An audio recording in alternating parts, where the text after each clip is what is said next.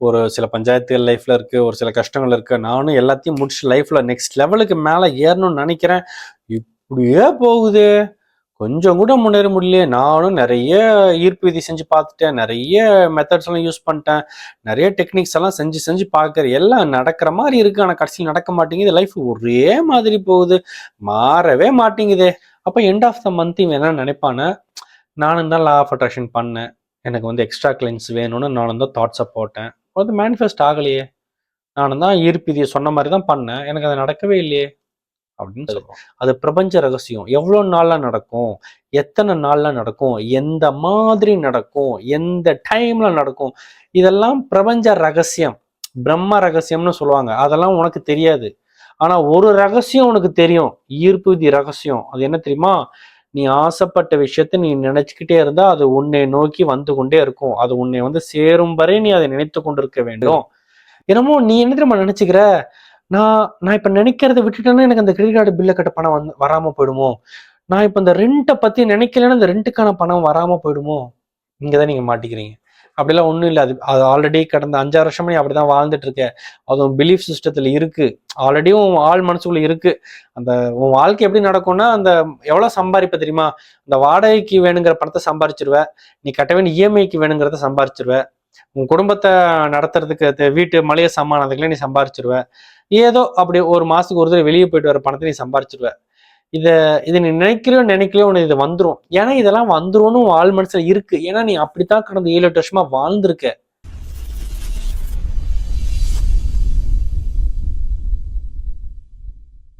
Hi hello வணக்கம், நான் உங்கள் சக்தி சரவணன். இது நம்முடைய எஸ்எஸ் சேனல். நம்ம சேனல்ல இருக்கிற வீடியோஸ் எல்லாம் நீங்க பார்க்க உங்களுக்கு கான்சியஸ்னஸ், விழிப்புணர்வு, கவனம், ஃபோக்கஸ் இதெல்லாம் வளர்ந்து கொண்டே போகும்.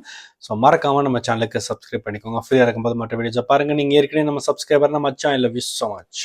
இந்த பதிவில் என்ன பார்க்க போறோம் அப்படின்னு பார்த்தீங்கன்னா, லைஃப் அப்படியே போகுதா, அந்த ஒரு அப்படியே போகுது.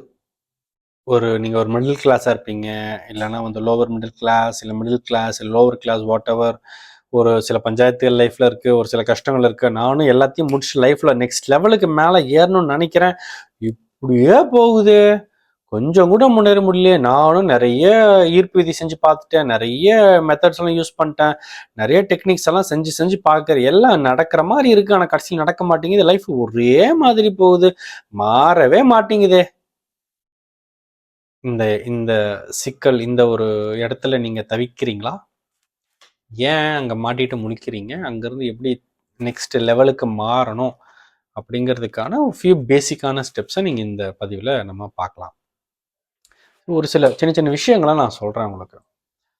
இப்போ நீங்க ஒரு சேல்ஸ் பர்சன் வச்சுக்கோங்க. ஒரு சேல்ஸ்ல இருக்கீங்க, ஒரு இன்சூரன்ஸோ இல்லை ஒரு ப்ராடக்ட் சேல்ஸோ, ஒரு சேல்ஸ் பர்சன். ஓகே, ஸோ அவர் நினைக்கிறாரு, இந்த வாட்டி வழக்கமாக எனக்கு நடக்கிற சேல்ஸை விட ஒரு ஒரு கொஞ்சம் ஒரு 10% எக்ஸ்ட்ரா நடக்கணும். வழக்கமாக 100 விற்கிறேன், இந்த வாட்டி ஒரு 110 120 விற்கணும் அப்படின்னு நான் நினைக்கிறேன்ப்பா பிரபஞ்சமே. இந்த வாட்டி சேல்ஸ் கொஞ்சம் இன்க்ரீஸ் ஆகணும் பிரபஞ்சமே அப்படின்னு இவர் நினைக்கிறாரு. ஸோ இவர் நினைக்கிறார்ல, அப்போ உடனே பிரபஞ்சம் என்ன பண்ணுன்னா, திடீர்னு ஒரு 10 பேருக்கு 10 கஸ்டமரை அதை உருவாக்கும். அதாவது திடீர்னு 10 பேருக்கு, நம்ம ஒரு இன்சூரன்ஸ் பாலிசி ஒன்று எடுக்கணும்டா.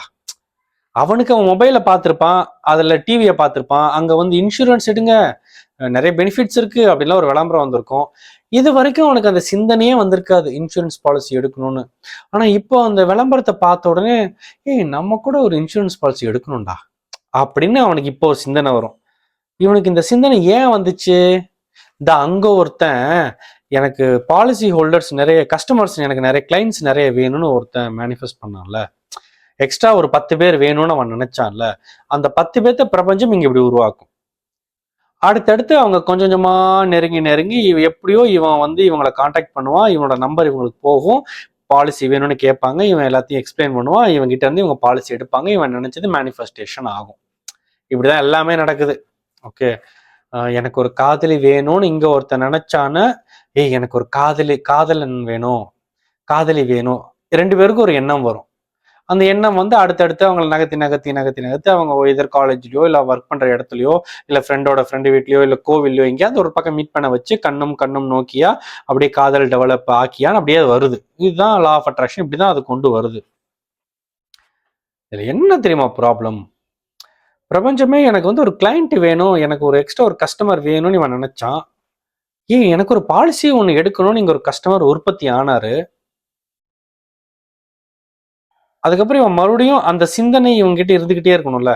எனக்கு வந்து கிளைண்ட் இன்க்ரீஸ் ஆகணும், எனக்கு கிளைண்ட் இன்க்ரீஸ் ஆகணும், எனக்கு கிளைண்ட் இன்க்ரீஸ் ஆகணும், எனக்கு பாலிசி எடுக்கணும், எனக்கு பாலிசி எடுக்கணும். இங்கேயும் இந்த தாட் இருந்துகிட்டே இருக்கணும், இங்கேயும் இந்த தாட் இருந்துகிட்டே இருக்கணும். ரெண்டு பக்கமும் அந்த தாட் வந்து வைப்ரேட் ஆகிட்டே இருந்ததுன்னா பிரபஞ்சம் அடுத்து அடுத்து அடுத்து அடுத்து அடுத்து அடுத்து அவங்களை கனெக்ட் பண்ணிவிடும். இதுல யாராவது ஒருத்தருக்கு ஆஃப் ஆயிடுச்சுன்னா, பாலிசி எடுக்கணும்னு நினைச்சான்ல, அவன் நினைச்சுக்கிட்டே இருக்கான், எனக்கு பாலிசி எடுக்கணும், எனக்கு ஒரு பாலிசி எடுக்கணும், எனக்கு ஒரு பாலிசி எடுக்கணும். ஆனா இவன் எனக்கு ஒரு கிளைண்ட் எக்ஸ்ட்ரா வேணும், எக்ஸ்ட்ரா வேணும்னு நினைச்சான்ல, இவன் நினைக்கிறத நிறுத்திட்டான். இப்ப என்ன ஆகும்? இவனுக்கு வராது. இவனை மாதிரியே இன்னொரு இன்சூரன்ஸ்காரன் அவனும் தானே கேட்டிருப்பான். அப்போ இவன் இந்த இந்த கிளைண்ட் அவனை நோக்கி போகும். இவனை நோக்கி வர வேண்டியது இந்த அவனை நோக்கி போகும். அப்ப இவன் பண்ண மிஸ்டேக் என்னன்னா, தொடர்ந்து அதை பற்றி நினைக்காமல் விட்டது. கரெக்டா? தொடர்ந்து அதை பத்தி நினைக்கல. ஒரு 2 நாள் நினைச்சான். ஸோ ஒரு 2 ஸ்டெப் அது நெருங்கி வந்துச்சு. அந்த அந்த கிளைண்ட் 2 ஸ்டெப் நெருங்கி வந்துச்சு. இன்னும் ஒரு 3 நாள் அவன் நினைச்சிருந்தான, அவனோட ஃப்ரெண்டோட ஃப்ரெண்டு தான் இந்த கிளைண்ட்டா. இந்த கிளைண்ட்டு அந்த ஃப்ரெண்ட் கிட்ட பேசி, அந்த ஃப்ரெண்டு எனக்கு தெரிஞ்ச ஒருத்தன் இன்சூரன்ஸ் தான் பண்ணிட்டு இருக்கான், இரு நான் அவனோட நம்பர் கொடுக்குறேன்னு அவன் நம்பரை கொடுத்து எக்ஸ்சேஞ்ச் பண்ணி இன்னும் ஒரு 2-3 நாள் இவன் தொடர்ந்து நினைச்சிருந்தான அந்த லிங்க் வந்திருக்கும். பயவுல 2 நாள் யோசிச்சுட்டு விட்டுருச்சு. அதனால இது ஆனா தொடர்ந்து வைப்ரேட் பண்றதுனால டேக் டைவர்ஷன் ஆயிட்டு வேற ஒரு பாலிசி ஹோல்டருக்கு போயிடுச்சு. ஓகே, இவன் 2 நாள் நினைச்சான்ல, அது ஏன் 10 நாள் நினைக்கல? 2 நாள் நினைச்சேல, அதை நீ ஏன் 10 நாள் நீ நினைக்கலன்னா, இவன் நினைக்கிறதுக்கு வேற விஷயங்கள் வந்துருச்சு. அதாவது இவனுக்கு எனக்கு எக்ஸ்ட்ரா கிளைண்ட் வேணும், எக்ஸ்ட்ரா கிளைண்ட் வேணும்னு நினைச்சான். ஆனா ஒரு 2 நாளுக்கு அப்புறமா டக்குன்னு வந்து அந்த தேதி நெருங்கிடுச்சுல்ல, வீட்டு வாடகை கொடுக்கணும், தேதி நெருங்கிடுச்சு, நம்ம இந்த ரெகுலரா நம்ம அச்சீவ் பண்ற டார்கெட்டையாவது இந்த மாசம் முடிச்சிருமா? வழக்கமா 20 கிளைண்ட்டை பிடிச்சிருவேன், இந்த வாட்டி 25 கிளைண்ட் வேணும்னு கேட்டேன். ஆனா 20 கிளைண்ட்டு கிடைச்சிருமா? இந்த 20 மிஸ் ஆயிடுச்சுன்னா, இப்ப திடீர்னு அது 15 16 தான் பண்ணிருக்கேன்னு வச்சுக்கோங்களேன். 4 கிளைண்ட் மிஸ் ஆயிடுச்சுன்னா அப்புறம் என்னோட இன்சென்டிவ்ல கை வச்சிருவானுங்க. இன்சென்டிவ்ல கை வச்சுட்டானுங்கன்னா அப்போ சேலரியில இருந்து ஒரு 4000 ரூபாய் போயிடுச்சுன்னா அதுக்கப்புறம் என்ன இந்த இது இருக்கு அந்த செலவு, அதுக்கு நான் அவன் தாட்ஸ் எல்லாம் அங்க போயிடுச்சு. அவன் வந்து அந்த அந்த அப்படி அப்படி போயிட்டு அவன் தாட்ஸ் அங்க போயிடுச்சு. அப்படியே ஒய்ஃப் வந்து குழந்தைங்களுக்கு ஸ்கூல் ஃபீஸ் கட்ட டைம் வந்துடுச்சுன்னு சொன்னா தாட்ஸ் அங்கே கொஞ்சம் போயிடுச்சு. ரெண்ட்டுக்கு போயிடுச்சு. போன மாதம் ஒரு ஃபங்க்ஷனுக்காக கிரெடிட் கார்டை ஸ்வைப் பண்ணோமா, அதோட இஎம்ஐ கட்ட வேண்டி இருந்துச்சா, ஸோ தாட்ஸ் கொஞ்சம் அங்கே போயிடுச்சு. ஸோ இதெல்லாம் யோசிக்கிறதுக்கு ஒரு 4 நாள் போயிடுச்சு. அந்த 4 நாளைக்குள்ள இந்த கிளைண்ட் இவனுக்காக உருவாக்கப்பட்ட அந்த கிளைண்ட் இன்னொருத்தங்கிட்ட போயிடுச்சு. ஏன்னா அந்த கிளைண்ட் தொடர்ந்து யோசிச்சுட்டே இருந்தாங்க, எனக்கு ஒரு பாலிசி எடுக்கணும், எனக்கு ஒரு பாலிசி எடுக்கணும்னு. அதனால அது அப்படியே அங்கே போயிடுச்சு. ஸோ 6 நாள் கழிச்சு இவர் திரும்பவும் எனக்கு எக்ஸ்ட்ரா கிளைண்ட் வேணும், எக்ஸ்ட்ரா கிளைண்ட் வேணும், மறுபடியும் இன்னொரு கஸ்டமர் ஒருத்தன் பிரபஞ்சம் உற்பத்தி பண்ணி இவங்க கூட கனெக்ட் பண்றதுக்கு. ஆனா இவன் தொடர்ந்து ஒரு 5 நாளைக்கு யோசிச்சா அப்படி அப்படி அப்படி அப்படியே கனெக்ட் பண்ணி விடும்ல. இவன் 2 நாள் தான் யோசிப்பான். அதுக்கப்புறம் இவன் மறுபடியும் அதுக்குள்ள அந்த அது அந்த வழக்கமா அந்த அந்த ரெண்ட் அது இது இப்படி அதுல இந்த கிளைண்ட் அங்க போயிடுச்சு. அவங்கதான். ஸோ கடைசியில் கடைசியில் என்ன ஆகும்னா, அந்த அதே ஒரு அந்த 20 ரெகுலராக நீ பண்ணுவே இல்லை, ரெகுலராக நீ இந்த 19 20 21 கிளைண்ட்ஸை நீ வழக்கமாக சேல்ஸ் பண்ணுவில்ல, அது நடந்துடும். அப்போ எண்ட் ஆஃப் த மந்த் இவன் என்ன நினைப்பானே, நானும் தான் லா ஆஃப் அட்ராக்ஷன் பண்ணேன், எனக்கு வந்து எக்ஸ்ட்ரா கிளைண்ட்ஸ் வேணும்னு நானும் தான் தாட்ஸை போட்டேன், அது மேனிஃபெஸ்ட் ஆகலையே, நானும் தான் ஈர்ப்பிதியை சொன்ன மாதிரி தான் பண்ணேன், எனக்கு அது நடக்கவே இல்லையே அப்படின்னு சொல்லுவான். இது நான் எக்ஸாம்பிளுக்கு ஒரு ஒரு சேல்ஸு ஒரு கிளைண்ட்டுன்னு சொல்கிறேன். நீங்கள் எதை ஆசைப்பட்டாலும் சரி, அது உங்களை நோக்கி வர ஆரம்பிக்கும். நீங்கள் ஆசைப்படுற விஷயம், இப்போ வந்து ஒருத்தன் 10 லட்ச ரூபா வேணும்னு நினைக்கிறான்னா, ஒரு சில பேருக்கு ஒரு ஒரு 10 ஸ்டெப்பில் அது அவனை வந்து சேர்ந்துடும். சில பேருக்கு 15 ஸ்டெப் ஆகும், சில பேருக்கு 3 ஸ்டெப்பில் நடந்துடும், சில பேருக்கு 30 ஸ்டெப் ஆகும். இது வந்து இண்டிவிஜுவல் மாறும். அவனுடைய சிச்சுவேஷன், அவனுடைய கர்மா, அவனுடைய wave length, energy, mind vibrating things, இது நிறைய விஷயங்கள் அதுக்குள்ள வருது. ஸோ பேசிக்கலி நீ நினைச்சேன்னா அது உன்னை நோக்கி ஒரு ஒரு ஸ்டெப்பா வருது. அப்ப நீ என்ன பண்ணணும்னா, எத்தனை ஸ்டெப்புங்க அது, எத்தனை நாள்லைங்க அது வரும், இந்த மாதிரியான சிந்தனைகள் நீ போகக்கூடாது. ஏன்னா அதுக்கு உன்னால பதில் கண்டுபிடிக்க முடியாது. அது பிரபஞ்ச ரகசியம். எவ்வளோ நாள்ல நடக்கும், எத்தனை நாள்ல நடக்கும், எந்த மாதிரி நடக்கும், எந்த டைம்ல நடக்கும், இதெல்லாம் பிரபஞ்ச ரகசியம், பிரம்ம ரகசியம்னு சொல்லுவாங்க. அதெல்லாம் உனக்கு தெரியாது. ஆனா ஒரு ரகசியம் உனக்கு தெரியும், ஈர்ப்பு விதி ரகசியம். அது என்ன தெரியுமா? நீ ஆசைப்பட்ட விஷயத்த நீ நினைச்சுக்கிட்டே இருந்தா அது உன்னை நோக்கி வந்து கொண்டே இருக்கும். அது உன்னை வந்து சேரும் வரை நீ அதை நினைத்து கொண்டிருக்க வேண்டும். நீ நினைத்தால் அது நடக்கும், உன்னை நோக்கி வரும் என்பதுதான் ஈர்ப்பு விதி ரகசியம். அந்த ரகசியம் உனக்கு தெரியும். ஆனா எந்த வழியில நடக்கும், எப்ப நடக்கும், அந்த ரகசியம் உனக்கு தெரியாது. அது யாருக்குமே தெரியாது. ஸோ அப்ப நம்ம கடமை எங்க இருக்குன்னா, அது கிடைக்கிற வரைக்கும் அதை நினைச்சுக்கிட்டே இருக்கணும். ஓகே, சரி. இப்ப இது நான் ஒரு நுட்பம் சொல்றேன். இவன் ஏன் செய்ய முடியலன்னா, இவன் அன்றாட விஷயங்கள், அந்த ரெண்ட், குழந்தை ஸ்கூல் ஃபீஸ், அந்த கிரெடிட் கார்டு பில்லு, அந்த அந்த டேட் ரெகுலரா நடக்கிறது என்ன, அதுல அந்த சிந்தனைகளுக்குள்ள அவன் விழுந்துடுறான். அதனால அவனால எக்ஸ்ட்ராவா தொடர்ந்து ஒரு புதுசா வந்து எனக்கு ஒரு புதுசா ஒரு இன்கம் சோர்ஸ் வருது, புதுசா ஒரு விஷயம் நடக்குதுன்னு ஒரு லைஃப்ல ஒரு புது விஷயத்த தொடர்ந்து சிந்திப்பதற்கு இவனால் இயலவில்லை. ஏன்னா ஏற்கனவே சிந்திப்பதற்கு நிறைய இருக்கின்றது. அதனால புது விஷயத்தை சிந்திப்பதற்கு இவனால் இயலவில்லை. ஓகே, இந்த இடத்துலதான் உங்களுக்கு ஒரு தெளிவு வேணும். என்ன தெரியுமா?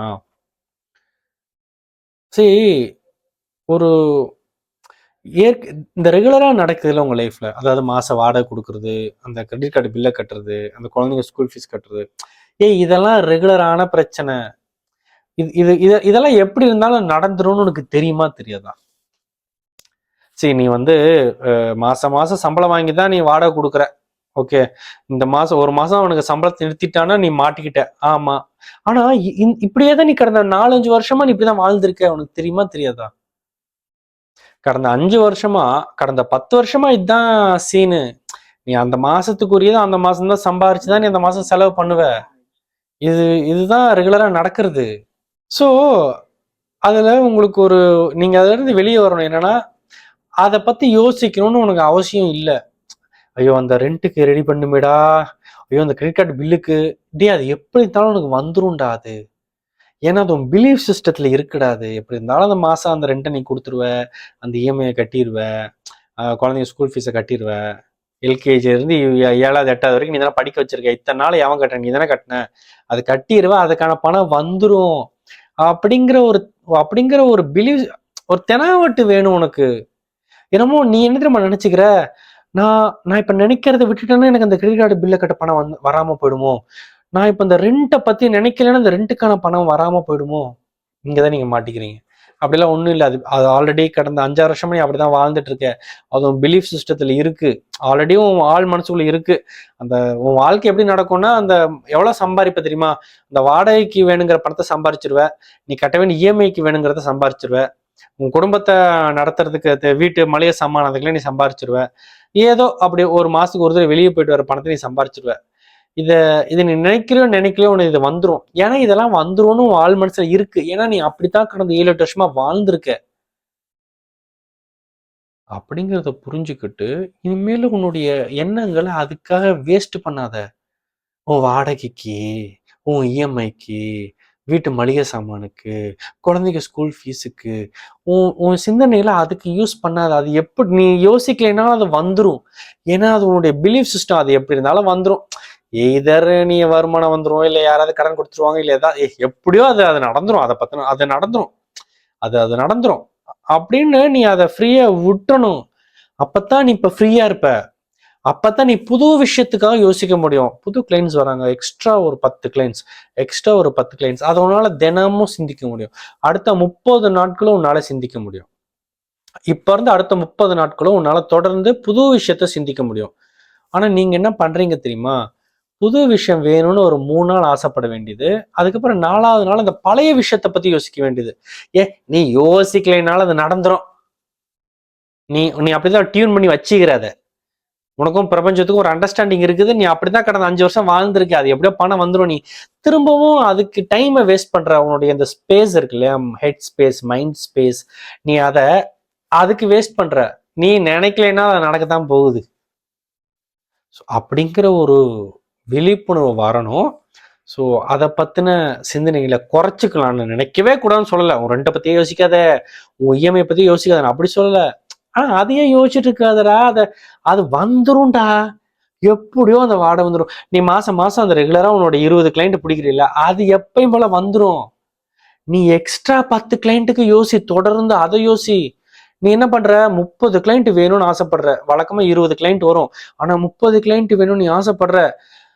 2வது நாள் 3வது நாள் 20 கிளைண்ட் வந்துரும்ல, ஏன்னா 30 வரலைனாலும் பரவாயில்ல, அந்த 20 வரலன்னு வச்சுக்க, இந்த வாடகைக்கு மாட்டிக்குவேன், இஎம்ஐக்கு மாட்டிக்குவேன். டேய், அந்த கிரெடிட் கார்டுக்கு 3 வருஷமா நீ கட்டிட்டு தான் இருக்க, கட்டிட்டு தானே இருக்க. அதே வீட்டுல தான் கடந்த 4 வருஷமா குடித்தன இருந்து வாடகை கட்டிட்டு இருக்க, கட்டிட்டு தானே இருக்க. அதெல்லாம் எப்பயும் போல வந்துரும்டா. உன் கவனத்தை நீ எங்க போட்டுறன்னா, ஏன் அந்த 20வது கிடைச்சிரும்ல, ஏன் அந்த 20வது கிடைச்ச ரெகுலரா கிடைக்கிற அந்த 20 கிடைச்சிரும்ல, இதுலயே உனக்கு ஒரு 10-15 நாள் வீணா போகுது. அதுக்குள்ள அந்த கிளைண்ட் நீ உற்பத்தி செஞ்சதெல்லாம் அங்கங்க வேலையை போயிடும். மறுபடியும் முதல்ல இருந்து நீ ஒன்ஸ் அந்த வாடகை கொடுத்துட்ட, இஎம்ஐ கட்டிட்ட, வீட்டு செலவுக்கு கொடுத்துட்ட, எல்லாம் முடிச்சிட்ட.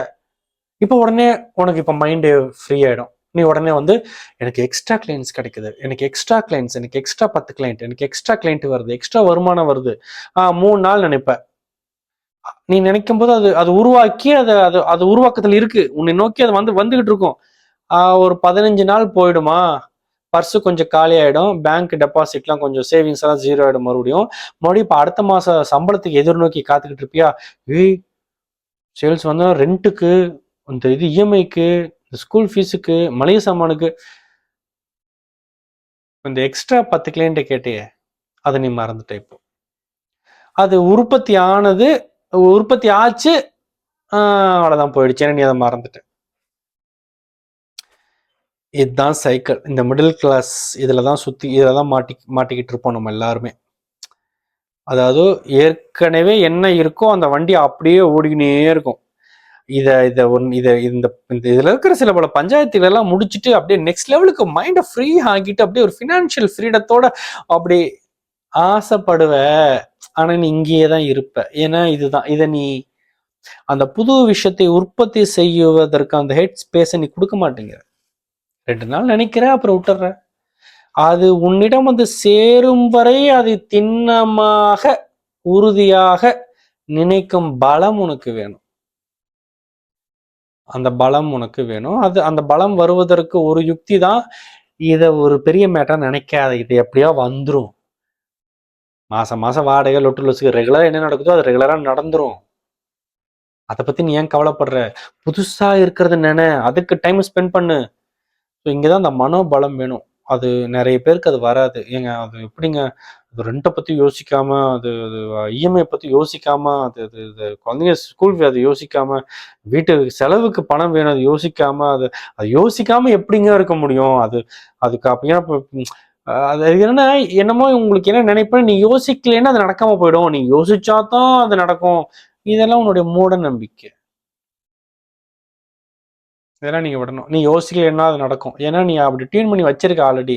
இதெல்லாம் ரெகுலரா நடக்கிறது, அது எப்படியோ பிரபஞ்சம் கொடுத்துரும். விட்டு பாரு, அதை பத்தி யோசிக்காம விட்டு பாரு. ஆனாலும் அது நடக்குதுன்றது நீ ஒரு தடவை பார்த்துட்டேன்னா இப்போ உனக்கு தெளிவு. ஆகா, நம்ம யோசிக்கலைனாலும் இதெல்லாம் நடக்கதான் செய்யுது. ரெகுலரா நடக்க வேண்டியது லைஃப்ல ரெகுலரா நடந்துகிட்டு தான் இருக்கு. என்னமோ நான் யோசிச்சுதான் அப்படிலாம் இல்லை போல இருக்கு. ரெகுலரா நடக்குது அப்படிங்கிறது உங்களுக்கு தெரிய வரும்போது தான் ஓகே, அப்ப அது நடக்கட்டும். நான் புது விஷயத்துக்கு மேனிஃபெஸ்ட் பண்றேன், புது விஷயங்களுக்கு நான் எண்ணங்களை போடுறேன். உன்னால அப்பத்தான் வாழ்க்கையின் நெக்ஸ்ட் லெவலுக்கான விஷயங்களுக்கான அடித்தளம் அமைப்பதற்கு ஹெட் ஸ்பேஸ் உனக்கு கிடைக்கும் என்று கூறி, இதை பற்றி சிந்தியுங்கள் என்று சொல்லி இந்த பதிவை நான் நிறைவு செய்து கொள்கிறேன். ஓகே, ஸோ நிறைய பேர் இந்த லாக்ல மாட்டிட்டு இருப்பீங்க, வெளியே வாங்க. பேசிக்கலி ஒரு தெனாவட்டு மச்சி, அதெல்லாம் எல்லாம் நல்லபடியா நடக்கும், நீ ரொம்ப ஃபீல் பண்ணிக்காத. அப்படியே அதெல்லாம் தானே எல்லாம் நடக்கும், நீ வா புது விஷயத்த மேனிஃபெஸ்ட் பண்ணலாம் வா அப்படின்னு ஒரு ஆட்டிடியூடை டெவலப் பண்ணிக்கணும் நீங்க. ஓகே, ஸோ அதை பற்றி சிந்தித்து அந்த அந்த மொனோட்டனஸ் சைக்கிள், அந்த மிடில் கிளாஸ் சைக்கிள்ல இருந்து வெளியே ஒட்டச்சுக்கிட்டு வெளியே வாங்க. ஆசைப்பட்ட விஷயங்கள்லாம் மேனிஃபெஸ்ட் பண்ணுங்க. ஓகே, நான் மீண்டும் உங்களை இன்னொரு நல்ல பதிவில் வந்து சந்திக்கின்றேன். பாய்.